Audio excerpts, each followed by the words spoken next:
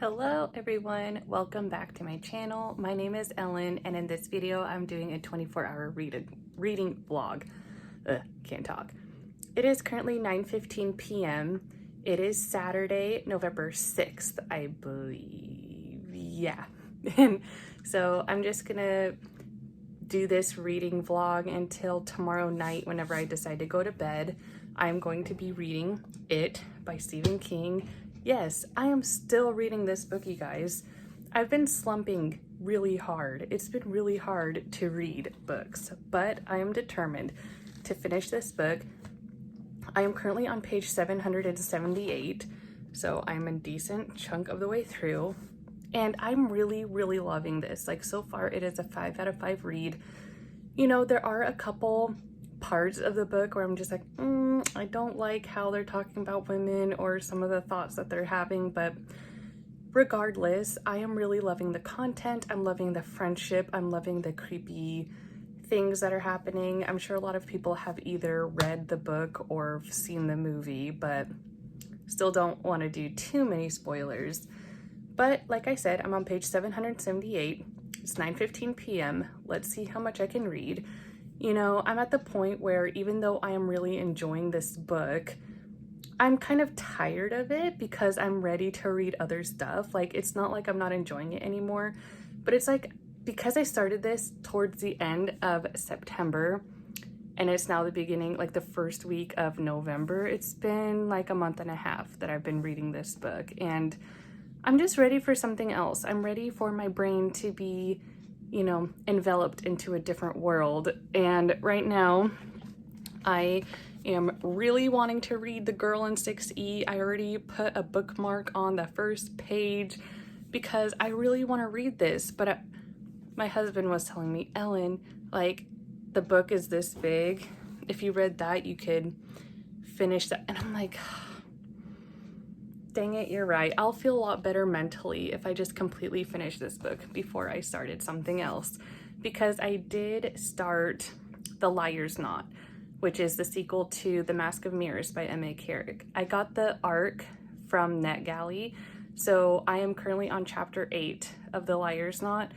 So my brain is already thinking about The Liar's Knot and also this. Probably not a good idea to start something else. So again, 778 pages in, I'm gonna see how much I can read in 24 hours. I'm gonna really push myself because Andrew from Andrew's Wizardly Reads is gonna be doing a live show for this book, and I really wanna be able to fully participate and watch and support the video.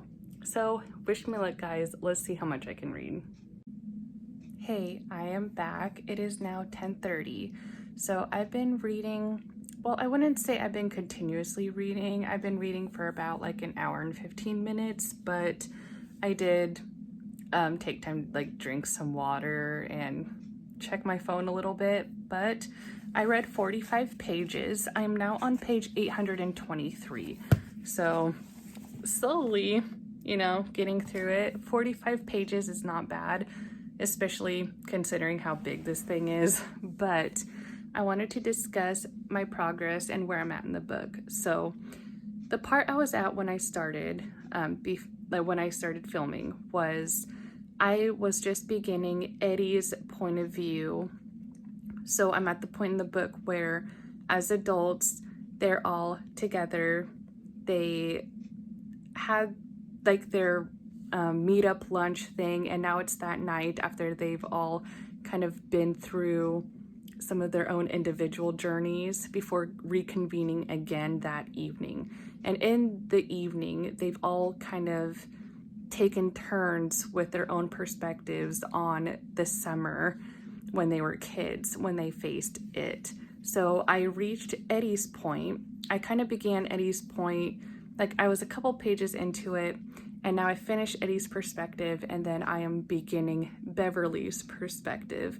So what I think is really interesting that Stephen King does is that he seamlessly switches timelines. And the way he does that is you'll come back to the present moment when you're getting the friend group as adults and they're thinking about something that happens in the past. for some reason, they all kind of have amnesia, except for Mike, who decided to stay in Derry after all the events, whereas the rest of the friends kind of scattered across the country. And with that, they all kind of got amnesia over what happened, and it wasn't until Mike's phone call 27 years later that they slowly started to get their memories back. And now, when they all kind of have their point of views as adults, they'll be thinking about something that happened in the summer when they were 11, and then you kind of go to a flashback, and then you get things from that character's point of view from when they were kids. So I finished Eddie's perspective. He talked about a run-in with Henry Bowers and his jerk friends, and I don't want to give too much away just in case no one has ever read it, but I will be talking a little bit spoilery stuff just as a heads up. I feel like it is such a popular book and movie at this point that hopefully I'm not really spoiling it too much for anyone, but I'll try talking in generals. I'm sorry if I'm shaking. I don't really have I'm just holding it up with my arm. Anyway, I ended Eddie's perspective. We got the revelation that Eddie had when the pharmacist that he gets his medicines from finally confronted him of the fact that his aspirator is a placebo. It is not, in fact, real asthma medicine. And he didn't want to believe it at first. But he kind of started to realize the little signs. Like, he realized on his aspirator it says used as needed, when he realized that other medicines that were actually serious had more strict guidelines on how often you can use it. And that started to, ring some bells in his head on maybe his mom isn't telling him the full truth. So that was a really big revelation for him, that maybe he's stronger than he thinks, and it's more of his mother's fear of being alone. Since Eddie is an only child and her husband passed away, Eddie is all she really has. And so by keeping him under her control, by making him believe how sick he is, she feels like she will always have a special place in his life, and he will never pretty much grow enough confidence to really want to leave her or defy her. If he believes he's weak. So that was a really big turning point in the book. I'm sorry if that was kind of like a spoiler. I don't really know what's really spoilery or not. I feel like in terms of the grand scheme of the book, I really don't feel like that's a spoiler. But that was, really interesting to read. And now we started Beverly's point of view. So Beverly kind of took over the story from Eddie. So Eddie kind of finished his piece on when he was in the hospital with a broken arm, and then you kind of jump back to the present day when they're adults and they're kind of talking, and then Beverly kind of took over from Eddie because she now had the next piece of the story. And pretty much the more that they discuss together, the more their memories start to come back, and they're starting to fill in the gaps on what really happened that summer 27 years ago. I really love how, even though 27 years have passed, they really haven't seen each other since then, because slowly after that event, they slowly started to move out of the town.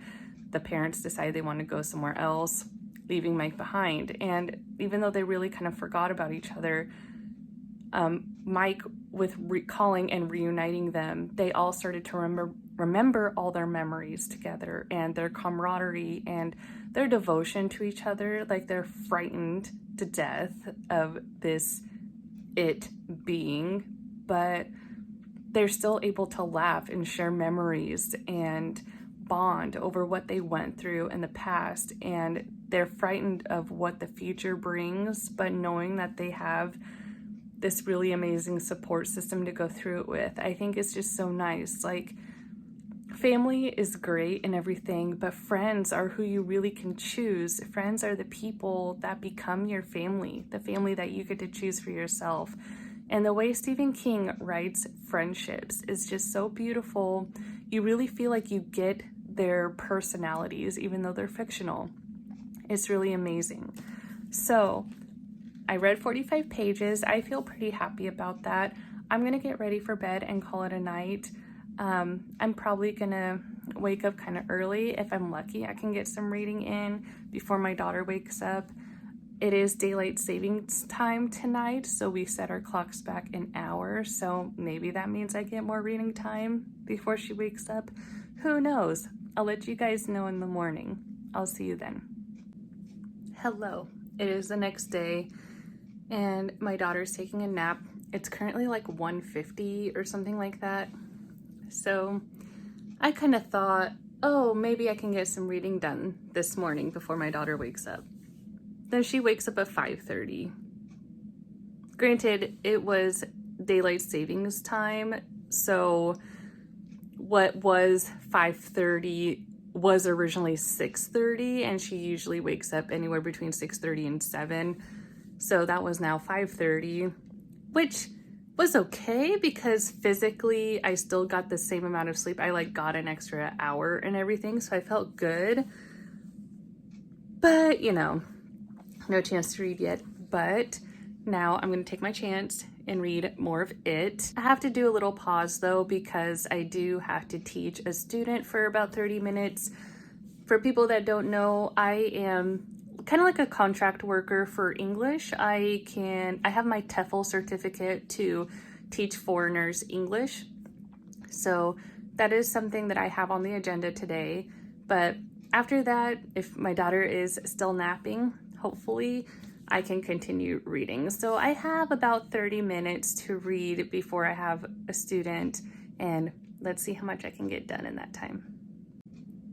Okay, my daughter just woke up from her nap, so I gotta go get her, but now I'm on page 845, so I read a little over 20 pages. I had my lesson for about 30 minutes, and then I was reading this part where Beverly saw like the gang of mean boys pulling their pants down, farting, and lighting the lighter to see how far the flames would go. Like, that is so disgusting. Anyway, and then what happened after that? And can I just say that Patrick Hockstetter is way more messed up in the book than in the movies. Like, in the movies, you just think, oh, he's this mean kid that's part of Henry Bauer's group, whatever. But he's actually a very, very messed up individual in the book. So that is one major difference from the book and the movies. I guess they tried to highlight how Henry was messed up, but dare I say that Patrick's more messed up?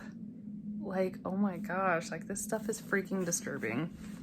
So anyway, I read about 20 more pages, so I've read maybe close to 70 pages total between last night and during my daughter's nap. So I'm making some progress, and now we will just see how much I can read this evening. So I know I'm not going to finish this book today, that's for sure, but I'm going to see how much I can get done by the time I go to bed tonight. Let's see. All right, you guys, my daughter is asleep. I got the dishes done. I put an oil treatment in my hair, and I have my book. So I am on page 847, and let's see how much I can read. It is currently 8 o'clock, so let's see. I'm hoping I can reach at least 100 pages total read, and I think I can do it, so let's see. I'm trying not to get distracted by reading The Liar's Knot that I have on NetGalley, so let's get this done. It's getting really good. I'm at the part with Patrick Hockstetter, and like I said before in the earlier clip, he is a lot more messed up than the movies show. If you read the book, then you know. All right, let's get to reading.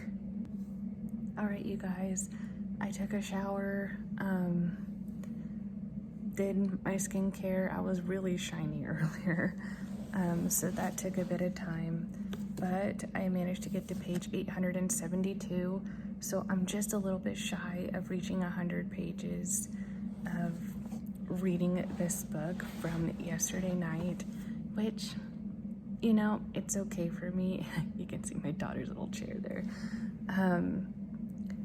This book is starting to get really, really good. I'm at the point where all the kids, we're in a flashback where we're going back to the summer where they encountered it when they were children.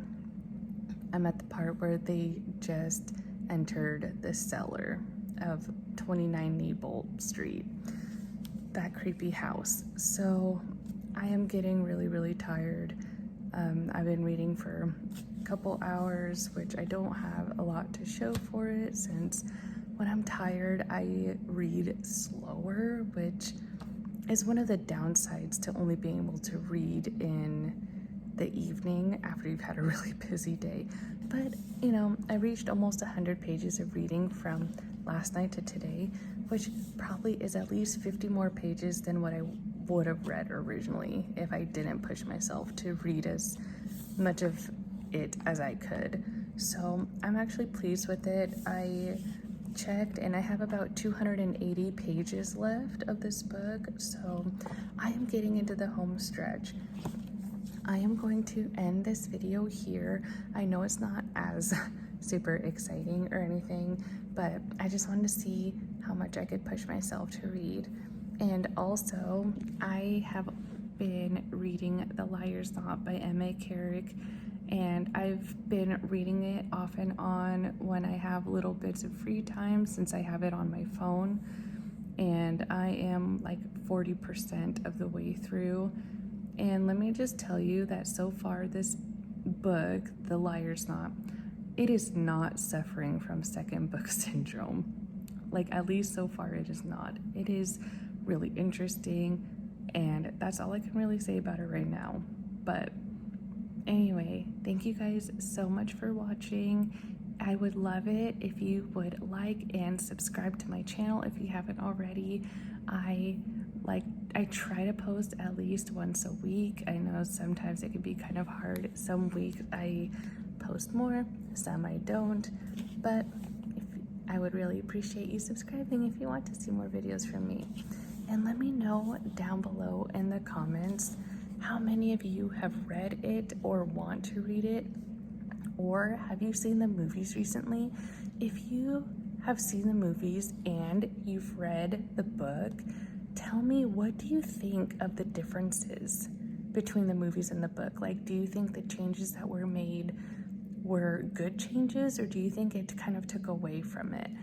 Because right now, I know I haven't completely finished the book, so I can only speak to what I've read up to so far, but I feel like, at least with the recent It movies, where they split it into two parts, I feel like It Chapter 1, where you go through the flashback of when they were children, I feel like that storyline and was altered a lot more in the movie than part 2, at least so far. Like part 2, or chapter 2, I should say, It Chapter 2, when they're adults, I feel like, yeah, there were some things omitted, but I feel like they kind of kept a lot of the details the same. Whereas It Chapter 1, when they're kids, I feel like a lot of little changes were made, such as their own individual experiences of dealing with it, even that in itself, the family dynamics. Like, one kid in the movie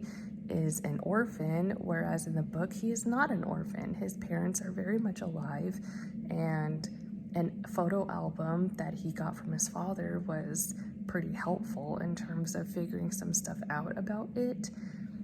So I really thought some of these things were interesting, but to be honest, I kind of didn't like some of the changes. I didn't like how Mike was an orphan in the movies, and I didn't like how we didn't get to see this huge bird that Mike encountered.